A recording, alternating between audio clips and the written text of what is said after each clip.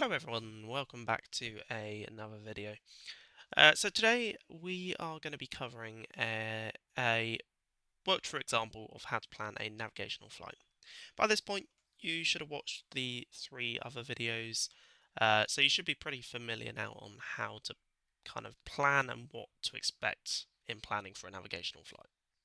This video is simply here to clear up any misconceptions and also just assist you in the way VATSIM UK want you to plan your nav flights. So we're going to be planning today a flight from Exeter up to Gloucestershire up here, with a controlled airspace transit of Bristol. Now this isn't a route you're going to be doing on your P1. The routes for your P1 will be found on the Moodle. However, this might be a route you'll be given on your skills test. So, on your skills test, the examiner is simply going to send you, please plan a flight from Exeter to Gloucestershire with a controlled airspace transit of Bristol. That's all they're going to say. Now, based on that, you think that you're going to have to do this and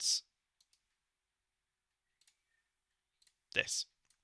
Now, that route could work, but it's not really going to work because look, we've gone through bits of airspace. The controlled airspace transit won't work in that way. So I'm going to show you today how to actually plan a correct flight. And the first thing we need to do for our departure from Exeter, because every airport is different, as you know, we might have a specific way to depart Exeter. So like Shoreham, for example, we depart via one of the VRPs. Exeter might have a different way. So the way you check this is in the AIP, as you know.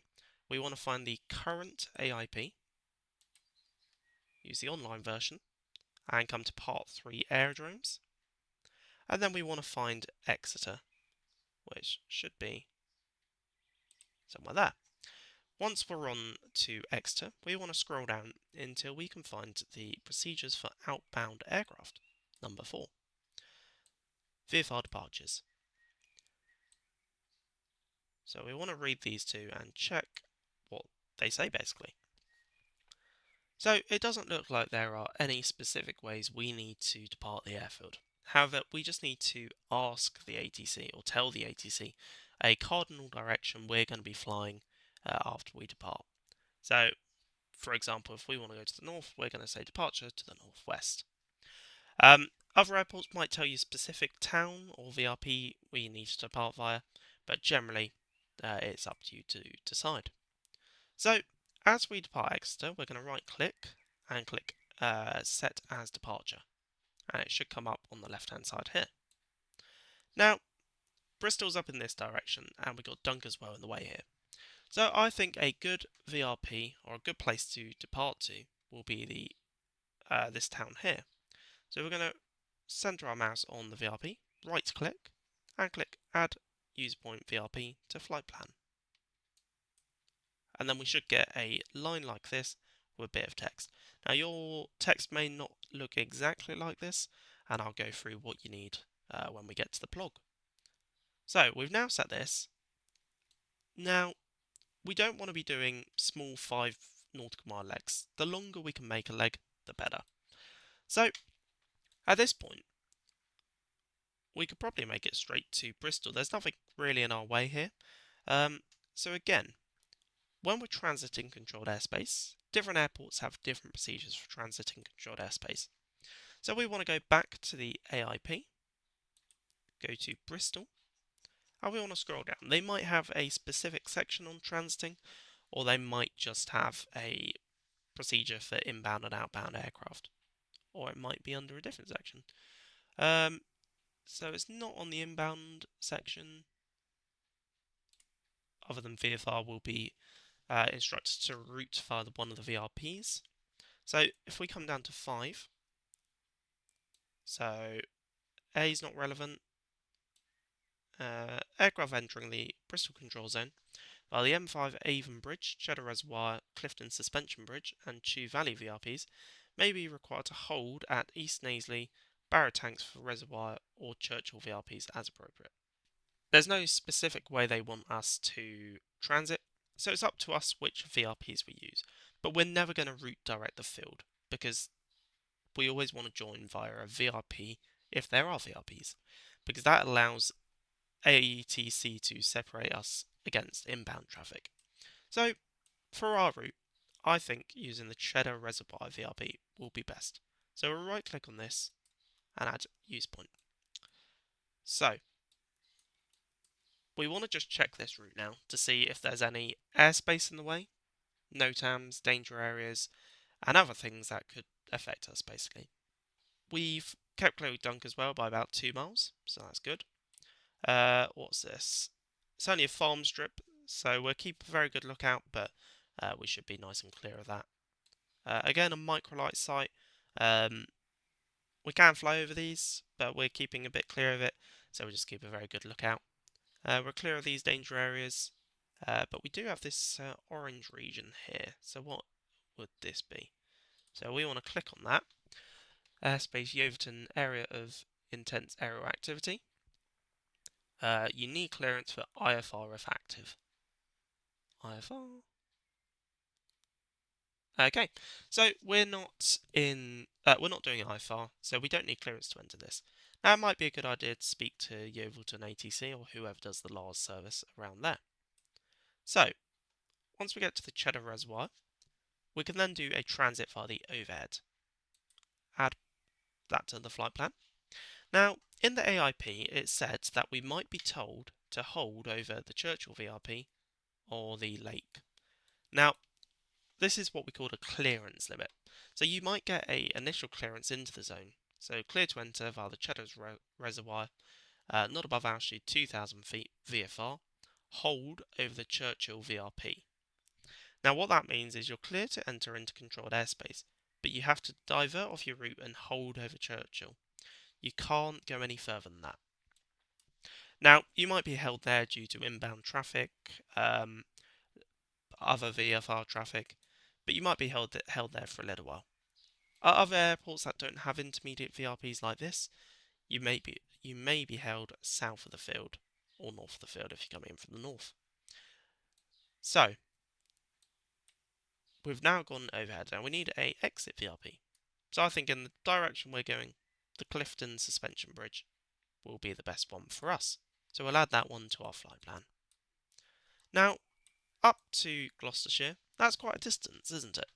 But is there anything in our way? Well, there's not, is there? Now, before we add direct to Gloucester, again, we want to come back to the AIP and we want to find Gloucestershire and we want to see if there's any specific way they want us to join the airfield. So, VFR arrivals established at least 5 minutes before, standard overhead join, but they've not got any specific direction or town we need to join by. So, in turn, we can set that as our destination. Again, we just want to do that check of are we clear of everything. Filton's a disused airfield, so we can go overhead that. We're clear of that danger area. Are we clear of these by 2 miles? Measure distance. Yep, clear of these by 2 miles. Clear that one by 2 miles. Yep, mostly. We want to take 2 where we can, so take 2 nautical miles from controlled airspace and 200 feet. So, there's nothing along our route here that will affect us. So, that is our route all planned, and you can do this the day before because you don't need the winds or anything for that. So, now we want to download the plog off the Moodle so we can start filling it out. Now, to get these 3 things, you want to come to Tools, go down to Options, and come to Map Labels. Then you want to come to Flight Plan. You want to check you've got distance, magnetic course, true course, and that's it. Now we've got our route, we want to make checkpoints along our route. Now checkpoints, as you know, are ways of checking lateral deviation off the track and also checking timing. So these here are turning points. Checkpoints are either halfway down our route or we split our route into quarters. So this leg is 34 miles. So I think it could be wise to split it into 3. So what have we got in the first kind of third of the route? Well, we've got Wellington. That's a very good point. We've also got the M5. So 2 very good points that we could use here. But I think I will use the. I think I'll use Wellington. Now, if we use the. Oh, sorry, we'll use the M5 actually, because we can. So we'll do M5 waypoint 1 M5, and then we just doesn't really matter which one we use, but we can use point of interest. There we go. So we've got waypoint 1 there. Now, one about halfway down our route, we got Taunton, and we got this road that comes out of Taunton. So this be a good one here. So we'll add this one here. Add waypoint 2, Taunton. That should come up there. And then we want one in our final bit of the leg, so we can do the M5 by Bridgewater. So we'll do that one.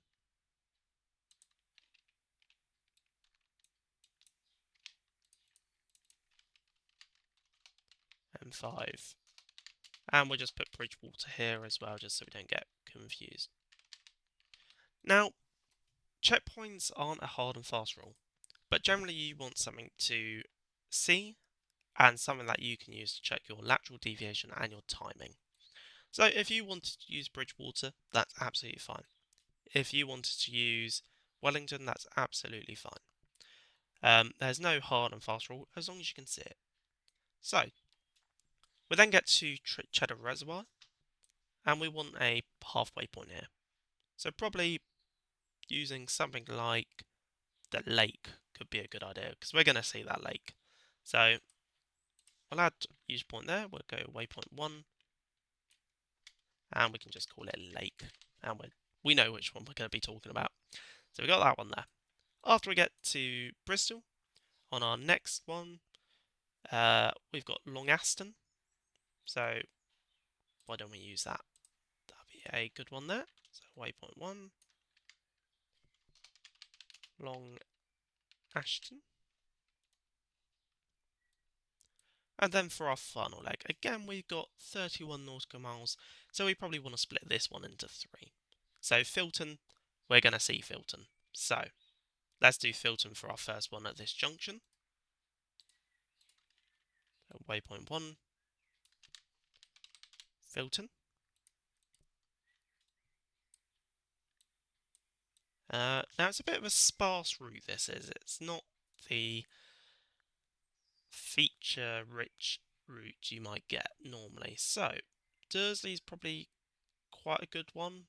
We have got the M5 running along, but it's running parallel, not perpendicular, so it's not the best one for this route. But I think using Dursley will be a good one here. So we'll add use point at waypoint 2, Dursley. And then we want one final waypoint, probably crossing the M5 again. That would be a very good one. So that is your map now, all prepared. You've got your checkpoints, you've got your turning points. So we now need to translate this into a plog. So what I'm going to do is I'm going to bring my plog up, and I'm just going to do that, that, that. And I'm just going to put this here like this as well. So we want to put in all our turning points first of all, so we know what we're working with. So for this one, we want to set Exeter. So Echo Golf Tango Echo up to Cullompton. Now I'm going to go from Cullompton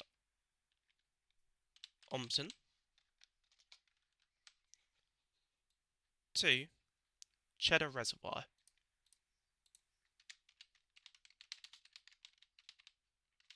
Now, bearing in mind, these waypoint things here, the checkpoints, these do not go in this column here. This column is simply for turning points, okay?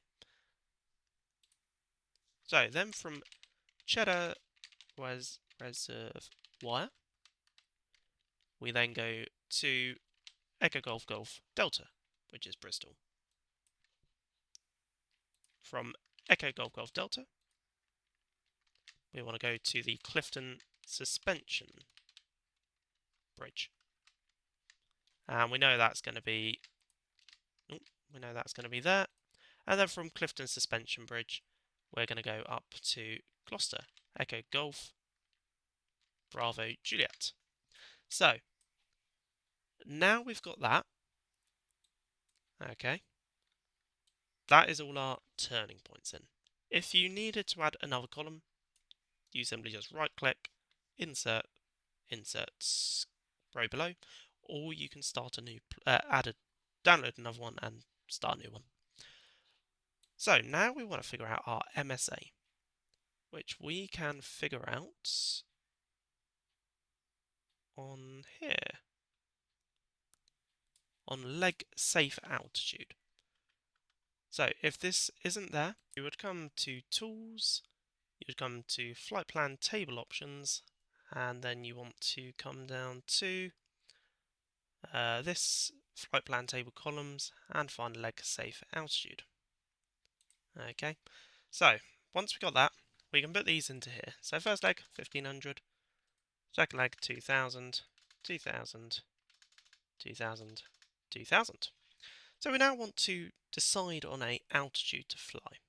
Now, again, legally we don't have to fly above this. We can fly 1,000 feet as long as it's safe. So for this route here, there's no airspace concerning us. The airspace starts at 4,500 up there. There should be a bit of alpha airspace 6,500. So generally we're pretty good. Here the class Delta starts at 3,000 feet, and then it goes down to 1,500 feet here. So I think for this leg, maybe 2,000 feet, 2,500 feet will probably be good for it. But we may have to descend when we get through the zone. Now, we want to, if we can stay at an altitude for the entire flight, that's perfect. So again, airspace above here, again, not concerning us. So the only concern we would have would be the Bristol control zone, which we might get cleared at 2,500. So let's go with 2,500 feet, but we might have to descend down if possible. Now your true airspeed is aircraft specific, so we're going to go with a PA-28. So PA-28, we're going to be about 95 knots. So true track, we get off there. So 006 for that one, 041 for the next one, 026, then we go 038, and then 033. We then can grab the distances. So for the first one, distance was 7.5, call it 8, 34, 7,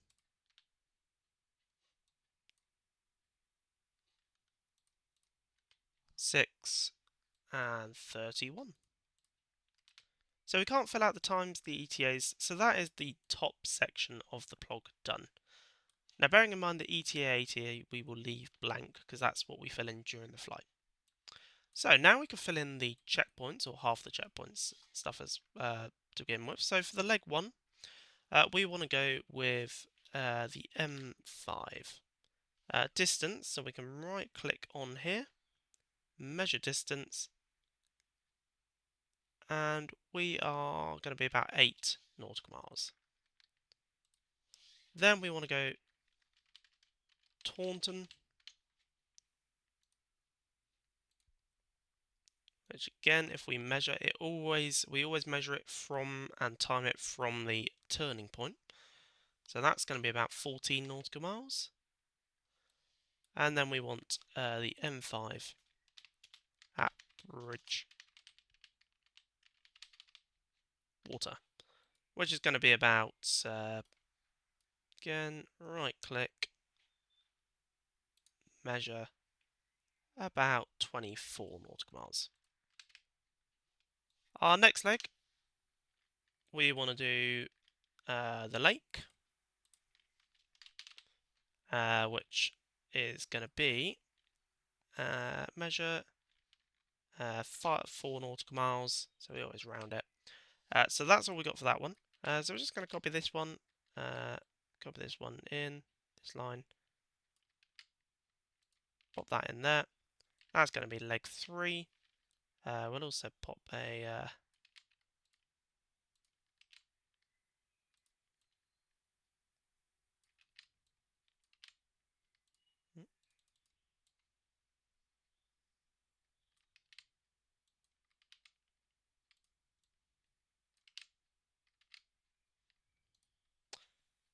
won't merge these. Me and technology don't go together. Go leg 4 for that one. For this one, we had Long Ashton. So from Bristol, we right click, measure. That's 4 nautical miles.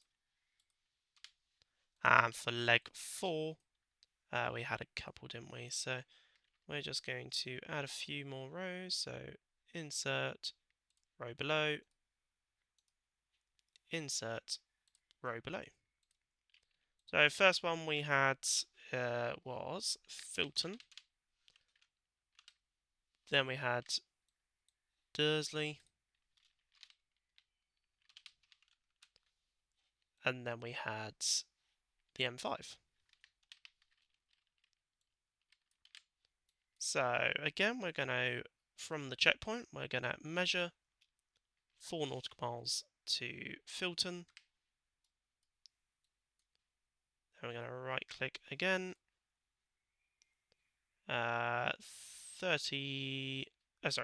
18 to Dursley.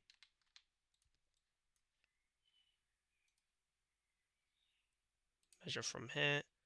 And that's 30 nautical miles to the M5. So now we can do the ATC facilities. So there's 2 places you can obtain these. So the AIP is one, and also a NATS frequency reference card. So simply come to this website, and we want the Southern England and Wales. It doesn't really matter which one you can get this one. So we want to go and find Exeter. So Exeter, we have got a tower of 119805. So tower 119805. That's Exeter.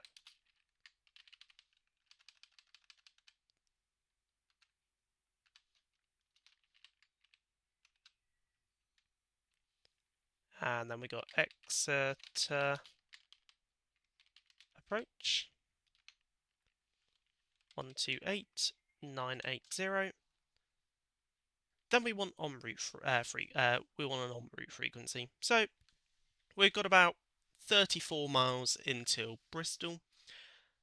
So to be fair, we could probably contact Bristol straight away.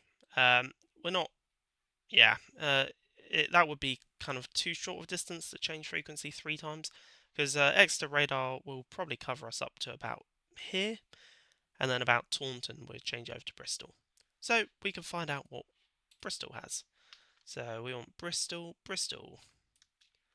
So they've got a radar. So Bristol radar 125.650. And then we'll also just put the tower in, just in case we get handed off to tower. Bristol Tower 133.850. And then again, after Bristol radar will probably cover us about here, and then it'll be going over to Gloucestershire. Gloucestershire.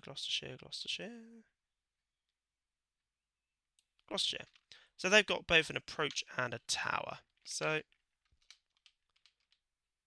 Gloucestershire approach 128.555, and Gloucestershire tower 122.905. Now, if we were to use any nav frequencies which were not on this flight, we can put them in this section here. And then we also want to have a look at our planned aerodromes. So, Exeter was our planned departure. So, what does Exeter have in terms of runways? So, if we go to Exeter, the runways, they've got runway 0826. The circuit direction, we need to come down here, find circuits. So circuits are 1,000 feet height.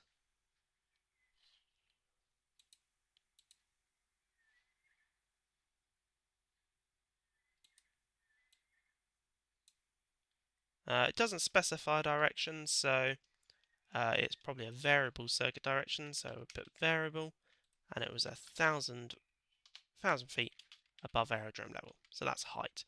And then the aerodrome level we can find here. So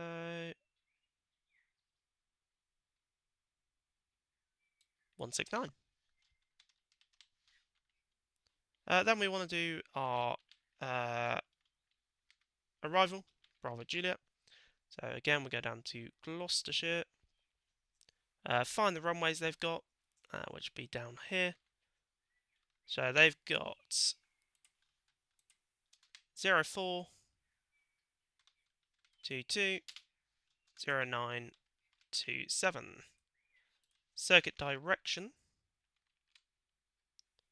So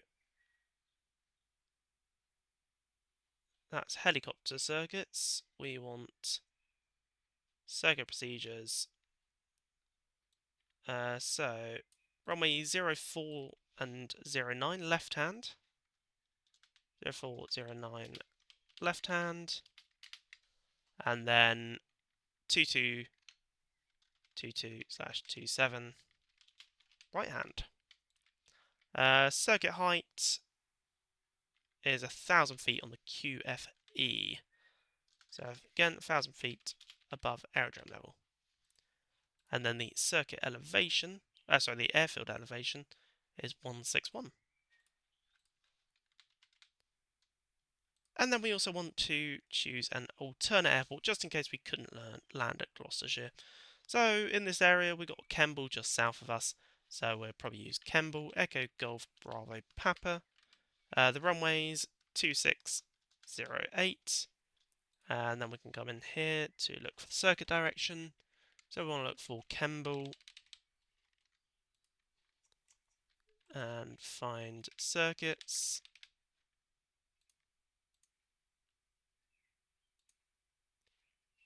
So circuits, fixed wing 1,000 feet, and it's going to be right hand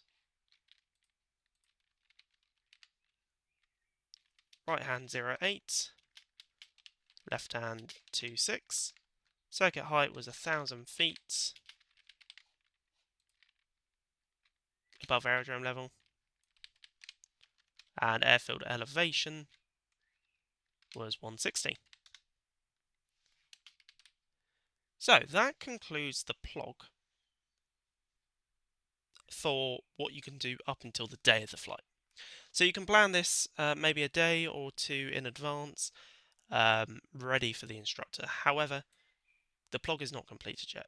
You need to now complete the winds, the ground speed, and the times, and the fuel plog when you know the winds, which we will go through in a minute. So everyone, welcome to the day of the flight. So now we have, we're probably a couple of hours before the lesson, and we've got an empty kind of this section of the plog. This should be completed hopefully an hour before the lesson, so that you can send it to the mentor in time. For the exam, I believe they expect it 2 hours before the exam. So, how do we obtain the wind for the flight? Well, we need to come to the Met Office website, which you should have an account to, and you want to come to Briefing Charts, Significant Weather, and we want the 214 UK spot wind forecast. Now it's very important you find the correct wind for the day. So if I click on this chart here, we want to check that this is for the right date. Sometimes it may not load the right date, so you may need to press F5. So this is forecast for 18 Zulu on the 30th of May. So this is what the picture will be like on this time, 30th May at 7 o'clock at night, which is 2 hours before my lesson, which is actually where my lesson is. It's valid though between 4 UK time and 10 UK time. Okay, so it is valid all evening. So our flight was going from Exeter down here up to just north of Bristol. So Bristol is basically the midpoint of our route. Now, you may be mistaken into thinking that this box here, because it's covering this bit here, is the one for our flight. Well, if you have a look at the coordinates, 50 north, that's down here near Jersey, 0230, so it's down here. So it's on the right line of longitude, but it's a little bit low down for our flight. And this one's a bit too high. So why don't we interpolate, which will get us pretty much Bristol. So we're flying at 2,500 feet, but we could use 2,000 foot winds. So 250 degrees, 15 knots, 300 degree, 10 knots. So we're going to need wind 275 at 12.5 knots. For cash, call it 275 at 13. Okay. The temperature is going to be 13 degrees as well. So we come over to our E6B calculator and we'll put the wind direction in 275 at 13. We now need to get the course from our plog. So if we bring the plog down like that and bring that like that,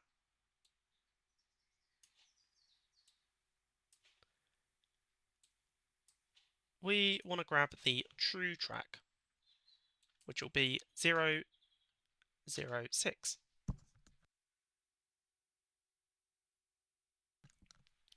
We then will be able to calculate the wind correction angle. So our true head, so our wind vector was 275 at 13. We're going to use that for all our routes because our route's not long enough to basically use different wind. So we'll do that, 275 at 13. Heading true, so that will be 359 and a ground speed of 99 knots. Now, the heading magnetic, how do we calculate that? So we come back here, and we want to see the difference between the magnetic and the true. So to get a magnetic from our true, we need to add 1 degree. So 360 degrees. Done. We also need to calculate the time. So we can either do that on here, or we can do distance divided by time. So if we did 8 divided by 99, that's going to give us 4 minutes 51 seconds. For cash, call it 5 minutes. So, next one, 041. True airspeed of, well, we'll call it 100 knots. Make sure you set the true airspeed right as well, so 95 knots, but that shouldn't change too much. So if I put that back in, 006, that gives us 358. Yeah, so 358 at 359. So it doesn't change it too much, but it's important to be accurate. So 95 and important to check it as well. So that gives us a heading of 035. Again, we're adding 1 probably. Yeah, adding 1. So 036 at a ground speed of 102, giving us a time of 20 minutes. And we would repeat this now for every leg of our route until we've got every column on this bit filled apart from the ETA and the ATA. We do not fill these in on the ground, we fill these in during flight. We'd also do the same for the checkpoints.